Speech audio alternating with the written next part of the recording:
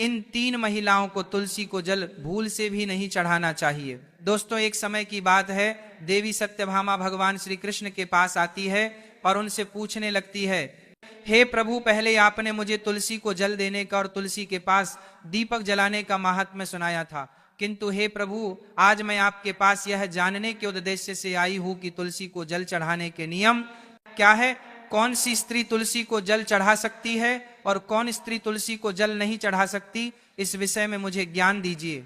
भगवान श्री कृष्ण कहते हैं, हे सत्यभामा, आज तुमने उत्तम प्रश्न किया है।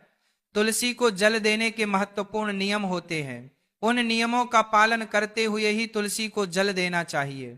यदि कोई व्यक्ति इन नियमों का पालन नहीं करता है तो उसे महापाप लगता है, देवी लक्ष्मी उसके घर का त्याग करके चली जाती है। हे सत्यभामा, आज मैं उन 3 स्त्रियों के विषय में बताने वाला हूं जिन्हें तुलसी को जल नहीं चढ़ाना चाहिए। इन स्त्रियों को तुलसी को जल देने का कोई शुभ फल प्राप्त नहीं होता है, उल्टा इनके द्वारा तुलसी को जल चढ़ाने पर उन्हें महापाप ही लगता है। तुलसी को जल चढ़ाने के नियम बताने से पूर्व, हे देवी, मैं आपको सुनंदा का प्राचीन इतिहास सुनाता हूं, जिसे आप ध्यान से सुनिए। जो भी स्त्री इस प्राचीन कथा का श्रवण करती है उसे तुलसी को 10 वर्षों तक जल देने का पुण्य प्राप्त होता है। इस कथा को जो भी ध्यान से सुनता है और इसका प्रचार करता है, उसके दुखों का नाश होता है और उसकी दरिद्रता दूर होती है। देवी सत्यभामा कहती है, हे स्वामी, आपके मुख से इस कथा का श्रवण करना बड़े सौभाग्य की बात है, कृपया आप मुझे वह कथा कहिए, मैं इसे ध्यान से पूरा अवश्य सुनूंगी। भक्तों, फिर भगवान श्री कृष्ण देवी सत्यभामा को वह कथा सुनाने लगते हैं। इस कथा को आप ध्यान से पूरा अवश्य सुनिए, क्योंकि आधा अधूरा ज्ञान घातक हो सकता है। तो चलिए आपको सुनाते हैं वह कथा। भगवान श्री कृष्ण कहते हैं, हे देवी सत्यभामा, पूर्व काल की बात है। दक्षिण देश में एक अत्यंत शोभायमान नगरी थी। उस नगरी में सुदेव नाम का एक ब्राह्मण निवास करता था। सुदेव बहुत ही बुद्धिमान और शास्त्रों में पारंगत था। उसने वेदों का भी अध्ययन किया था। उसी के नगर के पास एक नगर था। उस नगर में ध्यान शर्मा नाम का एक विद्वान ब्राह्मण था। उसकी एक पुत्री थी जिसका नाम सुनंदा था। उसे ध्यान शर्मा ने बड़े ही लाड प्यार से अपनी पुत्री का लालन पालन किया था। उसकी पुत्री अत्यंत सुंदर और गुणवान थी। जब सुनंदा विवाह के योग्य हुई तो ध्यान शर्मा को अपनी पुत्री के विवाह की चिंता सताने लगी। इसीलिए उसने अपनी पत्नी से कहा, हे प्रिय, हमारी पुत्री अब जवान हो चुकी है, इसलिए अब इसका विवाह हमें कर देना चाहिए। तब उसकी पत्नी कहती है, हे स्वामी, मेरी दृष्टि में एक विद्वान ब्राह्मण है जिनका नाम सुदेव है। मैं तो कहती हूँ हमारी पुत्री का विवाह उन्हीं श्रेष्ठ ब्राह्मण के साथ करा दिया जाए। उनके साथ विवाह करके हमारी पुत्री सुखी जीवन व्यतीत करेगी। ध्यान शर्मा कहता है, हे प्रिय, तुम ठीक कहती हो, मैंने भी सुदेव जी के विषय में बहुत सुना है। हम हमारी पुत्री का विवाह उन्हीं के साथ करेंगे। मैं कल ही उनके पास अपनी पुत्री के विवाह का प्रस्ताव लेकर जाता हूँ। फिर ध्यान शर्मा अपनी पुत्री के विवाह का प्रस्ताव लेकर सुदेव के घर पर जाता है। सुदेव घर में अपने माता पिता की सेवा कर रहा होता है। जब ध्यान शर्मा सुदेव को अपने माता पिता की सेवा करते देखता है तो उसे बड़ा आनंद होता है। वो सोचता है, अरे वाह, ये ब्राह्मण पुत्र तो कितना महान है, ये तो बड़ी प्रसन्नता से अपने माता पिता की सेवा कर रहा है। जब ध्यान शर्मा को सुदेव द्वार पर खड़ा देखता है तो उनका स्वागत करता है और कहता है, हे विप्रवर, पधारिए, आपका स्वागत है। कहिए, मैं आपकी किस प्रकार से सहायता कर सकता हूं? सुदेव का अतिथि सत्कार देखकर ध्यान शर्मा बहुत प्रसन्न हो जाता है। वह देखता है कि सुदेव का घर अत्यंत पवित्र और शुद्ध होता है। उसके घर के सामने तुलसी का पौधा होता है और घर के अंदर भगवान विष्णु की प्रतिमा रखी हुई होती है। इससे ध्यान शर्मा को विश्वास हो जाता है कि सुदेव ही उसकी पुत्री के लिए सर्वोत्तम वर है। फिर ध्यान शर्मा सुदेव से कहता है, हे विप्रवर, आज मैं आपके पास मेरी पुत्री के साथ आपके विवाह का प्रस्ताव लेकर आया हूं। मेरी पुत्री के लिए आपके समान श्रेष्ठ वर कहीं और नहीं मिल सकता। सुदेव के माता पिता भी यह बात सुनकर प्रसन्न हो जाते हैं और सुदेव को विवाह के लिए मान लेते हैं। फिर सुदेव भी विवाह के लिए तैयार हो जाता है। विवाह का मुहूर्त तय किया जाता है और एक पवित्र स्थान पर सुदेव और सुनंदा का विवाह संपन्न किया जाता है। सुनंदा के सुंदर और मनमोहक रूप को देखकर सुदेव बहुत प्रसन्न होता है। सुनंदा अत्यंत गुणवान और चरित्रवान स्त्री थी। विवाह के बाद जब सुनंदा सुदेव के घर पर जाती है तो वह अपने पति और सास ससुर की बड़ी सेवा करती है। अपनी मधुर वाणी और कार्यों से वह सभी के मन को जीत लेती है। सुनंदा के ससुराल वाले भी उसके कार्य से बहुत संतुष्ट रहते हैं। सुनंदा नित्य अपने पति से पहले जागकर घर का आंगन साफ करती थी, फिर घर के अंदर साफ सफाई करके स्नान किया करती थी। स्नान करके वह नित्य तुलसी को जल देती थी और फिर पूजा घर में जाकर भगवान विष्णु और मां लक्ष्मी की पूजा किया करती थी। फिर भोजन बनाकर उसमें तुलसी पत्र डालकर भगवान विष्णु को भोग लगाया करती। उसके बाद वह अपने पति को भोजन कराकर फिर खुद भोजन किया करती थी। रात को वह पति के चरण दबाकर उसके सो जाने के बाद सो जाया करती थी। सुनंदा के अंदर एक पतिव्रता नारी के सभी लक्षण थे और वह अपने पति को ही परमेश्वर मानकर उनकी सेवा करती थी। सुनंदा ने कभी अपने पति के अलावा अन्य पुरुष के विषय में विचार नहीं किया। वह सत्य धर्म का पालन करने वाली और धर्म कार्य करने वाली पवित्र स्त्री थी। उसने कभी कोई अशुभ कार्य नहीं किया। सुनंदा के ऐसे सात्विक और सरल स्वभाव को देखकर मां लक्ष्मी भी उस पर मेहरबान थी। मां लक्ष्मी स्वयं चलकर उसके घर में आकर निवास करने लगी, जिससे सुनंदा के जीवन में सुख समृद्धि और भी अधिक बढ़ गई। भगवान श्री कृष्ण कहते हैं, हे देवी सत्यभामा, देवी लक्ष्मी उन्हीं स्त्रियों पर अपनी कृपा दृष्टि बनाए रखती है जो पतिव्रता होती है और जो सत्य धर्म का पालन करती है। सुनंदा के अंदर वे सभी लक्षण थे जो एक श्रेष्ठ पतिव्रता नारी के अंदर होने चाहिए। लेकिन आगे मैं तुम्हें बताऊंगा कि सुनंदा की एक भूल के कारण देवी लक्ष्मी उसके घर को त्याग कर कैसे चली गई। एक दिन सुनंदा का पति अत्यंत कामातुर होकर सुबह स्नान करने के पश्चात सुनंदा के पास आया और उसने सुनंदा के साथ शारीरिक संबंध स्थापित किया, जिससे सुनंदा का शरीर अपवित्र हो गया। लेकिन सुनंदा का मन भी काम के प्रभाव में ही था, इसीलिए वह अपने नित्य नियम को भूल गई। उसने पति के साथ संबंध बनाने के बाद बिना स्नान किए ही तुलसी को स्पर्श किया और उसे जल दिया, जिससे सुनंदा के शरीर में महामोह ने प्रवेश कर लिया। सुनंदा के सारे इंद्रियां तिलमिला उठे। सुनंदा के शरीर में महामोह ने प्रवेश करते ही देवी लक्ष्मी ने सुनंदा के घर को त्याग दिया और लक्ष्मी उस स्थान से चली गई। तब से सुनंदा के शरीर में निवास कर रहे उस महामोह ने उसे सभी धार्मिक कार्यों से वंचित कर दिया। इसका विपरीत प्रभाव सुनंदा के पति पर भी पड़ा और वह भी सदा कामातुर होकर सुनंदा के साथ विहार करने लगा। उसका मन सदैव ही काम वासना में लगा रहता था। फिर एक दिन सुनंदा के पति ने तो सभी सीमाओं का उल्लंघन किया और सुनंदा के मासिक धर्म के दौरान ही उसके साथ संबंध स्थापित किया, जिससे सुनंदा के शरीर में निवास कर रहा ब्रह्म हत्या का पाप उसके पति के शरीर में प्रवेश कर गया। हे देवी सत्यभामा, जब स्त्री मासिक धर्म से होती है तो उसके शरीर में 3 दिनों तक ब्रह्म हत्या का पाप निवास करता है, क्योंकि ब्रह्मदेव ने इंद्र के शरीर से ब्रह्म हत्या का पाप निकालकर वृक्ष, जल, अग्नि और अप्सराओं को ग्रहण करने के लिए कहा था। उसी समय से स्त्रियों के शरीर में मासिक धर्म के दौरान ब्रह्म हत्या का पाप निवास करता है और जो भी पुरुष मासिक धर्म के दौरान स्त्री को स्पर्श करता है अथवा उसके साथ संबंध बनाता है तो यह पाप उसके शरीर में प्रवेश कर जाता है। वही ब्रह्म हत्या का पाप सुनंदा के पति के शरीर के अंदर प्रवेश कर गया और वह जमीन पर गिर पड़ा। उसे तुरंत ही कोढ़ का रोग हो गया। उसका अंग अंग जलने लगा, उसके शरीर पर छाले पड़ गए और वह दर्द से चीखने चिल्लाने लगा, हाय, यह मुझसे क्या अपराध हो गया, मेरे द्वारा भयंकर पाप हो गया है। मैंने सब कुछ जानते हुए भी महापाप किया है, अब मेरी रक्षा कौन करेगा। सुनंदा की सांस तुरंत उस स्थान पर गई तो उसने देखा कि उसका पुत्र कोढ़ के रोग से ग्रसित होकर जमीन पर पड़ा है। वह क्रोध में आकर सुनंदा से कहने लगी, अरे पापिनी, तूने यह क्या कर डाला, अपने ही पति का धर्म भ्रष्ट कर डाला। अपने पति की ऐसी हालत देखकर सुनंदा बहुत घबरा गई और जोर जोर से रोने लगी, हे सासू माँ, मुझे क्षमा करो, मुझसे बहुत बड़ा अपराध हो गया है, काम के वशीभूत होकर मेरे द्वारा यह अपराध हो गया है। सुनंदा की सास ने कहा, हे पापिनी, तू इस घर से अभी चली जा, तुझ जैसी पापी स्त्री को इस घर में नहीं रहना चाहिए, तूने मेरे बेटे के जीवन को नरक बना दिया। सुनंदा कहती है, हे सासू माँ, मैं कहाँ जाऊं, मेरे पति के अलावा मेरा कोई नहीं है, मैं उन्हें छोड़कर जीवित नहीं रह सकती।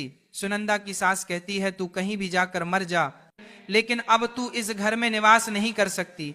इतना कहकर सुनंदा की सास ने उसे धक्के मारकर घर से निकाल दिया। फिर सुनंदा दुखी होकर घर से निकल गई। उसे अपनी भूल पर बड़ा पछतावा होने लगा। उसे कुछ भी समझ में नहीं आ रहा था कि वो क्या करें। सुनंदा चलते चलते एक वन में जाती है। उसी वन में एक साधु का आश्रम होता है। तब वह उस आश्रम पर सहायता मांगने के लिए जाती है तो वहां पर कोई नहीं होता है। सुनंदा इस आश्रम पर जाकर बैठ जाती है और अपने दोष के विषय में सोचते हुए दुखी होने लगती है। फिर कुछ समय बाद एक ऋषि उस आश्रम पर आते हैं जिनका वह आश्रम होता है।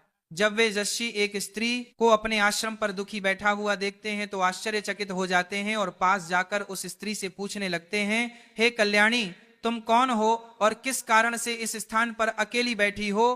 तुम्हारे दुहक का क्या कारण है? तब वह स्त्री कहती है, हे मुनिवर, मेरा नाम सुनंदा है। मेरे द्वारा घोर पाप हो गया था, इस कारण से मैं अपने परिवार से बिछड़कर इस स्थान पर आई हूँ। वर्षि कहते हैं, हे देवी, ये क्या कह रही हो तुमने कौन सा पाप किया है? मुझे विस्तार से बताओ, मैं तुम्हारी कोई सहायता कर सकूं तो प्रयत्न अवश्य करूंगा। सुनंदा कहती है, हे मुनिवर, मेरे द्वारा घोर पाप हो गया है। मासिक धर्म के दौरान मैंने पति के साथ संबंध बनाया, इसी कारण से मेरे पति कोढ़ रोग से ग्रस्त हो गए और दुख भोग रहे हैं। मासिक कहते हैं, बेटी तुम चिंता मत करो, तुम्हारे द्वारा जो पाप हुआ है उसका प्रायश्चित करो, तुम्हें पाप से मुक्ति मिल जाएगी। तुम इस आश्रम में बैठकर भगवान विष्णु की पूजा करो, तुलसी को नित्य जल दो और गौ माता की सेवा करो, तुम्हारा पति जल्दी ही ठीक हो जाएगा। फिर वह सुनंदा वहीं पर उस आश्रम में रहकर भगवान विष्णु की नित्य पूजा करने लगती है। रोज स्नान करके वह ब्रह्मचर्य का पालन करते हुए तुलसी को जल चढ़ाती है और तुलसी के पत्ते डालकर भगवान विष्णु को भोग लगाती है, उनकी सेवा करती है। दिन भर वही भगवान विष्णु की मूर्ति के आगे बैठकर भगवान विष्णु की भक्ति करने लगती है। इस प्रकार से 1 वर्ष बीत जाता है। भगवान विष्णु सुनंदा की दृढ़ निष्ठा और भक्ति से अत्यंत प्रसन्न हो जाते हैं और सुनंदा को साक्षात दर्शन देते हैं। भगवान विष्णु को साक्षात अपने सामने खड़ा देखकर सुनंदा उन्हें बारंबार प्रणाम करने लगती है। तब भगवान विष्णु सुनंदा से कहते हैं, हे पुत्री, तुमने बड़ी ही श्रद्धा से और भक्ति भाव से मेरी आराधना की है, इसीलिए अब मैं तुम पर प्रसन्न हूं। कहो, तुम्हारी क्या कामना है? सुनंदा कहती है, हे प्रभु, कृपया मुझे बताइए, मेरे किस दोष के कारण मेरे अंदर कम का वास हो गया, जिस कारण से मेरे द्वारा घोर पाप हुआ और मेरे पति को कोढ़ का रोग हो गया। भगवान विष्णु कहते हैं, हे पुत्री, अब तुम ध्यान से सुनो, तुम्हारे द्वारा अनजाने में ही एक पाप हुआ था, जिस कारण से तुम्हारे अंदर महामोह ने प्रवेश कर लिया था। एक दिन तुमने अपने पति के साथ संबंध बनाने के बाद बिना स्नान किए ही तुलसी को जल दिया था। पति पत्नी जब रति क्रिया करते हैं तो उनका शरीर अपवित्र हो जाता है और ऐसी अवस्था में तुलसी को कभी स्पर्श नहीं करना चाहिए। तुलसी लक्ष्मी का ही रूप है। तुमने अपवित्र अवस्था में ही तुलसी को जल अर्पण किया था, जिस कारण से देवी लक्ष्मी तुम्हारे घर का त्याग करके चली गई और फिर महामोह ने तुम्हारे अंदर प्रवेश कर लिया। उस महामोह के कारण तुम्हारे और तुम्हारे पति के अंदर कम का प्रभाव अधिक बढ़ गया और मासिक धर्म के दौरान स्त्री के साथ संसर्ग होने के कारण तुम्हारे पति को कोढ़ का रोग हो गया था। वह सुनंदा कहती है, हे प्रभु, अनजाने में मुझसे यह बड़ा पाप हो गया था, अब इस पाप का क्या प्रायश्चित है? भगवान विष्णु कहते हैं, हे सुनंदा, इस पाप का प्रायश्चित तुमने 1 वर्ष तक ब्रह्मचर्य व्रत का पालन करके कर लिया है, इसीलिए अब तुम पाप से मुक्त हो। सुनंदा कहती है, हे प्रभु, कृपया मुझे बताइए, किस अवस्था में तुलसी को जल नहीं देना चाहिए और तुलसी को जल देने के क्या नियम हैं? भगवान विष्णु कहते हैं, हे सुनंदा, अब मैं तुम्हें तुलसी को जल देने के नियम बताता हूं, तुम इसे ध्यान से सुनो। हे पुत्री, तुलसी एक अत्यंत पवित्र पौधा है, यह मुझे सबसे अधिक प्रिय है, इसीलिए इसकी सात्विकता बनी रहनी चाहिए। इस पौधे को कभी अपवित्र अवस्था में स्पर्श नहीं करना चाहिए। जो स्त्री मासिक धर्म से हो, उस स्त्री को इस पौधे को कभी स्पर्श नहीं करना चाहिए। मासिक धर्म के दौरान स्त्री के शरीर में ब्रह्म हत्या का पाप होता है, ऐसे में स्त्री को तुलसी को जल नहीं देना चाहिए। किसी भी स्त्री और पुरुष को संबंध बनाने के बाद तुलसी के पौधे को स्पर्श नहीं करना चाहिए और ना ही इसे जल देना चाहिए। संबंध बनाने पर स्त्री और पुरुष का शरीर अपवित्र हो जाता है, ऐसी अवस्था में तुलसी के पौधे को स्पर्श करने पर दोष लगता है। देवी लक्ष्मी ऐसे स्थान से चली जाती है। हे पुत्री, जो स्त्री अपने पति का त्याग करके चली गई हो, जो विवाह के पश्चात अपने पति को छोड़कर अन्य पुरुष के साथ निवास कर रही हो, ऐसी स्त्री को भी तुलसी को जल नहीं चढ़ाना चाहिए। तुलसी की पूजा करने का अधिकार केवल पतिव्रता स्त्रियों को ही है। जो स्त्री सती होती है उसे तुलसी को जल नहीं चढ़ाना चाहिए। हे सुनंदा, अब मैंने तुम्हें तुलसी को जल देने के संबंध में महत्वपूर्ण नियम बताए हैं, तुम इसे ध्यान में रखो। तब सुनंदा कहती है, हे प्रभु, मेरे पति कोढ़ रोग से पीड़ित है, कृपया करके मेरे पति को रोग से मुक्त कीजिए। तब भगवान विष्णु कहते हैं, सुनंदा, तुमने इस तुलसी के वृक्ष की 1 वर्ष तक पूजा की है, यह अत्यंत पवित्र पौधा है। अब तुम इसके पत्ते ले जाकर अपने पति को खिला दो, वह रोग और पापों से मुक्त हो जाएगा। इतना कहकर भगवान विष्णु अंतर्ध्यान हो जाते हैं। ये सुनकर सुनंदा बहुत प्रसन्न हो जाती है और भगवान विष्णु को बारंबार प्रणाम करके धन्यवाद देती है। फिर सुनंदा उस तुलसी के पौधे के कुछ पत्ते तोड़कर घर पर जाती है और अपने कोढ़ी पति को खिला देती है। तुलसी के पत्ते खाता ही उसका पति एकदम से स्वस्थ हो जाता है और सुनंदा को गले से लगा लेता है। सुनंदा की सास भी जब यह चमत्कार देखती है तो बड़ी प्रसन्न हो जाती है और फिर वे सभी प्रसन्नता से रहने लगते हैं।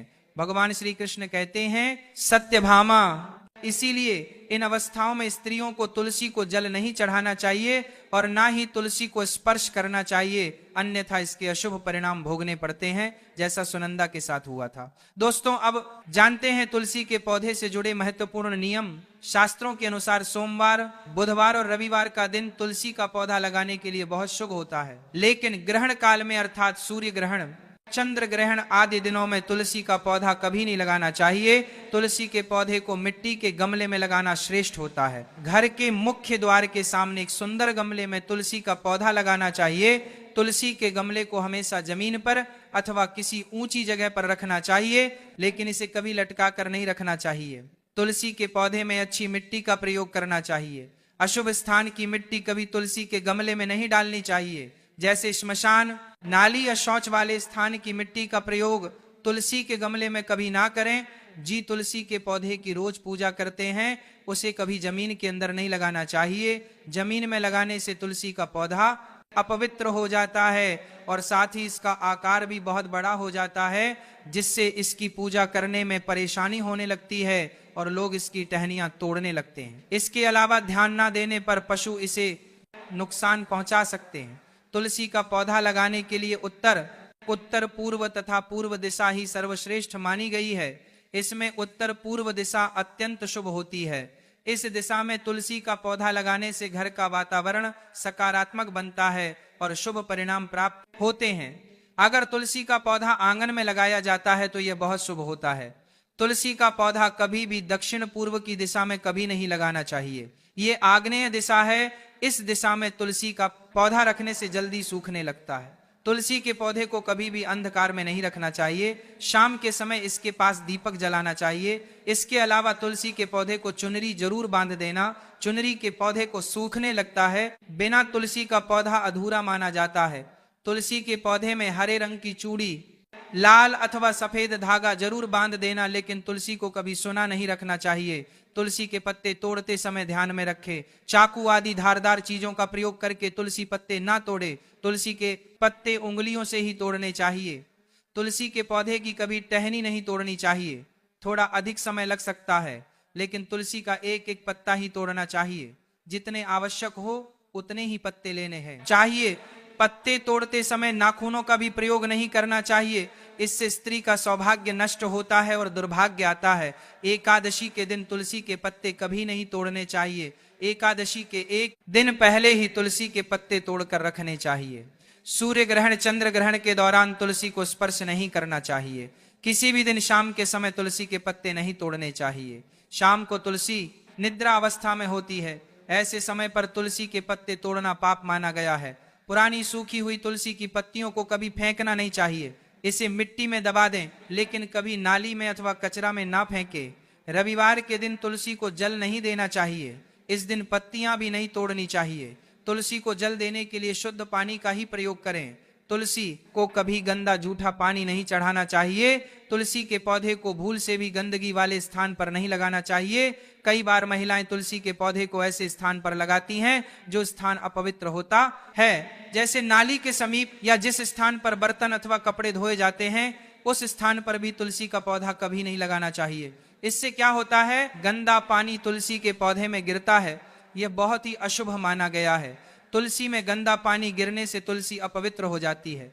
तुलसी को बिना स्नान किए जल भी नहीं देना चाहिए। जो भी स्त्री तुलसी को जल देती है उसे स्नान करके माथे पर सिंदूर लगाकर ही तुलसी को जल देना चाहिए। तभी यह जल तुलसी मैया स्वीकार करती है। जो अविवाहित है अथवा जिनके पति नहीं है, उन्हें सिंदूर लगाने की आवश्यकता नहीं है। ध्यान रहे, तुलसी का पौधा कभी सूखना नहीं चाहिए। यह अशुभ संकेत लेकर आता है। तुलसी का पौधा सूखने पर समझना चाहिए कि घर में नकारात्मक शक्ति का वास है, इसीलिए तुरंत वास्तु उपाय करनी चाहिए। गुरुवार के दिन तुलसी के पौधे में कच्चा दूध डालने से माता लक्ष्मी अत्यंत प्रसन्न होती है, घर से दुख, दरिद्रता और अशांति समाप्त होती है। गुरुवार के दिन केले के पौधे के साथ तुलसी का भी पूजन करना चाहिए, इससे अथाह धन संपत्ति की प्राप्ति होती है, अथाह धन संपत्ति की प्राप्ति होती है। पौधे पाता पाता अथाह धन संपत्ति की प्राप्ति होती है, अथाह धन संपत्ति की प्राप्ति होती है जो कभी खर्च नहीं होती है। केले में भगवान विष्णु और तुलसी में मां लक्ष्मी का वास है, इसीलिए गुरुवार को इनकी पूजा जरूर करनी चाहिए। तो दोस्तों, इस प्रकार से भगवान श्री कृष्ण ने देवी सत्यभामा को तुलसी को जल देने का महात्म्य सुना दिया है।